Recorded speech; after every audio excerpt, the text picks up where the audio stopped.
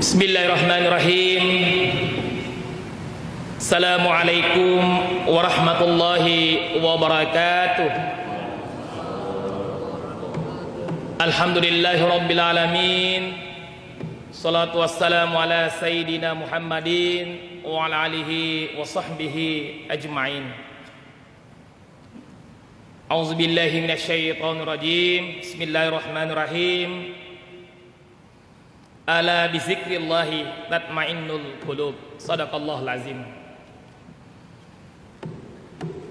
Jamaah salat duhur yang sama-sama dirahmati Allah Subhanahu wa taala. Alhamdulillah. Puji syukur kita panjatkan kepada Allah Subhanahu wa taala. Kalau kita menghitung jumlah mahasiswa, dosen, tendik yang ada di Sivitas Akademika Universitas Muslim Indonesia Binhus di kampus 2 ini yang hadir pada hari ini, kemudian yang hadir dan bisa kemudian menunaikan panggilan Allah untuk salat berjamaah duhur di tempat ini, Masya Allah, saya kira perbandingnya saya rasa tidak sampai 50%, jauh malah. Ini berarti sudah satu kesyukuran yang luar biasa bahwa kesehatan fisik kita, iman kita, mental kita, ditambah aspek spiritual kita lah yang kemudian terpilih untuk kemudian hadir dan berada di tempat yang mubarak ini. Salam dan salawat kepada junjungan Nabiullah Muhammad sallallahu alaihi wasallam. Allahumma salli ala sayyidina Muhammad wa ala sayyidina Muhammad. Hadirin sidang jamaah duhur yang dirahmati Allah, terima kasih kepada panitia yang telah memberi kesempatan untuk berbagi hari ini.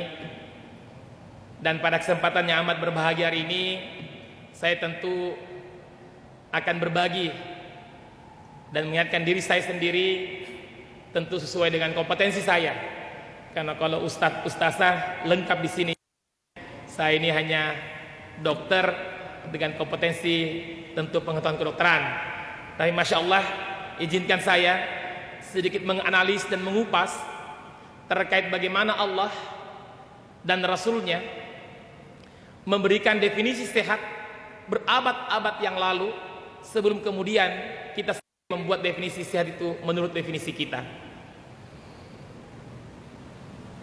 Setelah perang kemerdekaan dan awal-awal tahun sebelum jauh 2009, 2010, Indonesia menetapkan dalam undang-undang kesehatan, sehat itu terutama orang selalu memberi simbol ya, sehat fisik dan mental.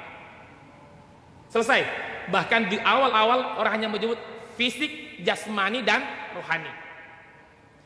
Yang kemudian pada Undang-Undang Kesehatan nomor 36 tahun 2009 mulai kemudian dalam perjalanan yang begitu panjang dari 45 muncullah definisi yang baru dalam Undang-Undang Kesehatan.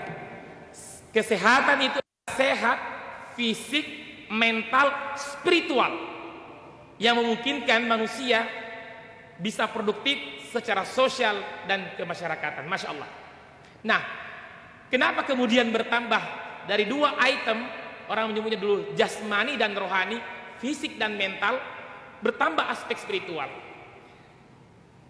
Baru kemudian dia sadari setelah begitu panjang perjalanan bagaimana membangun kehidupan berbangsa dan bernegara ini, dan kita bermasyarakat menyadari bagaimana pentingnya hidup sehat luar biasa. Ternyata sehat secara fisik saja, bisa berdiri gagah tanpa berotot, ternyata bukan jaminan yang sangat baik. Kita bisa lihat ya, di peradaban dunia Eropa dan Barat luar biasa, terutama Asia tidak terlalu jauh ya, Jepang dan Korea, di mana tingkat intelektual mereka, IQ mereka, fisik mereka luar biasa. Tapi kenapa kemudian tingkat stres, bunuh diri, depresi sangat tinggi? Bahkan kalau kita lihat ke dalam Indonesia sendiri, ini mohon maaf Bapak Ibu sekalian, mudah-mudahan perbandingannya ada di tempat ini ya. Menurut pakar ahli jiwa, setiap 10 orang berkumpul atau setiap 10 orang masyarakat penduduk kita maka pasti ada satu yang mengalami gangguan jiwa. Mudah-mudahan yang satunya tidak di sini ya, karena ini orang yang betul-betul sehat fisik, mental, dan spiritualnya. Berarti yang tidak ikut itu di luar sana ya, insya Allah. Yang di sini betul-betul sehat. Kenapa? Dari skala kecil sampai yang ringan. Stres itu Pak, dari skala kecil sampai ringan. Dari skala ringan sampai berat. Kita tadi ke kampus ini naik motor atau naik mobil saja luar biasa kita stresnya ya. Kita bawa mobil, bawa motor baik-baik, orang yang di sebelah kiri kanan kita yang melambung, ugal-ugalan, kita yang stres. Macet lagi mobil, kendaraan, kita juga stres. Kita sudah stres di kampus mengajar, manokok-nokok depannya mahasiswa, pulang di rumah, dinokok-nokok lagi sama orang di rumah ya, atau siapa yang manokok-nokok itu stres tuh. Berkumpul, kecil, besar skalanya, 1 hari, 2 hari, 1 bulan, tahunan. Apalagi kalau ada yang bilang, dok, enak itu kita. Pak, kenapa tensi tinggi terus ini? Ada pasien tuh datang ke praktek, tensi tinggi terus. Minum obatnya. Itu dulu, atur makannya, kurangi garam, kurangi daging, seterusnya. Datang lagi 1 minggu, masih naik tensinya. Pak, sudah kurangi makan? Sudah dok, saya batasi. Obatnya minum teratur, dok, 2 kali 1, bahkan 3 kali 1. Kalau dokter bilang 4 kali 1, saya minum 4 kali 1 lagi. Kenapa tinggi tensinya? Bilang dok, ada yang mungkin mau diperbaiki. Apanya Pak? Yang di rumah bela manokok-nokok sewenih. Hati-hati ya. Stres yang kecil besar, 1-2 hari, 1 bulan, bertahun-tahun. Pak Rani sudah berapa tahun menikah? Bayangkan kalau ada orang menikah Pak sudah 10 tahun, di rumahnya itu sumber stresnya, maka inilah yang kemudian berkumpul menjadi sumber depresi. Jadi dari stres naik lagi depresi kelasnya Pak, lebih berat lagi. Nah, Bapak Ibu sekalian, saya kembali bahwa kondisi seperti ini tidak bisa kita pungkiri secara fisik. Jadi fisik ini bisa mengalami stres, baik stres secara fisik, tubuh kita, baik stres secara fisik maupun secara psikis, setiap hari pasti akan terjadi. Tidak dosen menghadapi mahasiswa, ternyata juga mahasiswa apalagi menghadapi dosen killer lebih stres lagi. Anda sekalian, tapi apa yang kemudian bisa mengawal ini semuanya? Tidak salah kemudian muncullah Allah itu Maha Kuasa ya, luar biasa, subhanallah. Maha suci Allah.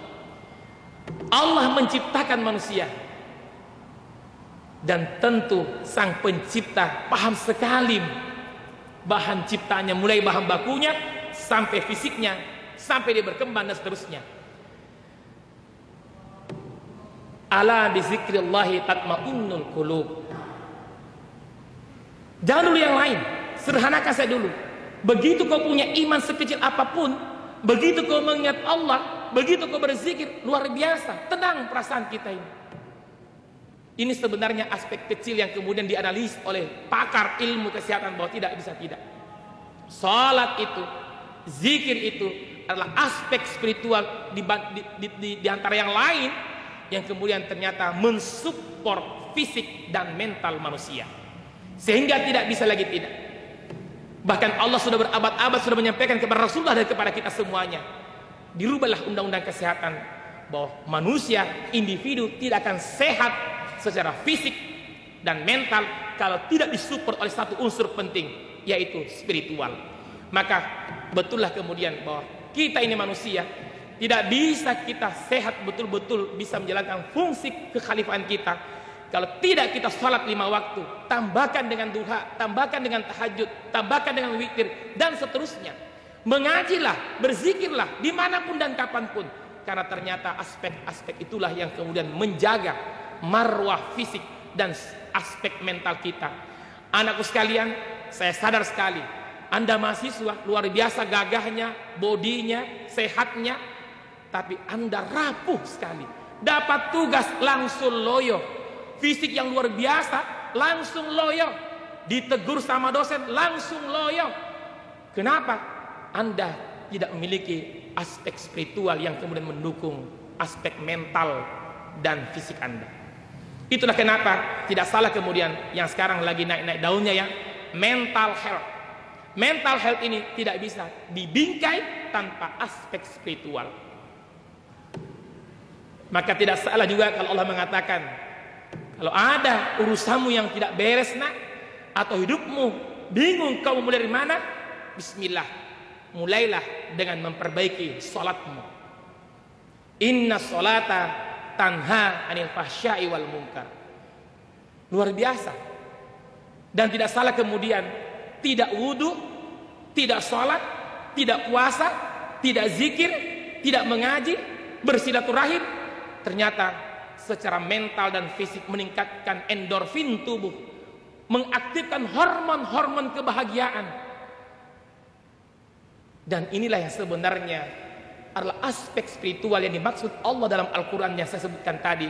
Dan kemudian tidak salah kalau pemerintah menetapkan bahwa sehat itu adalah kondisi di mana fisik dan mental serta memiliki aspek spiritual untuk mensupportnya.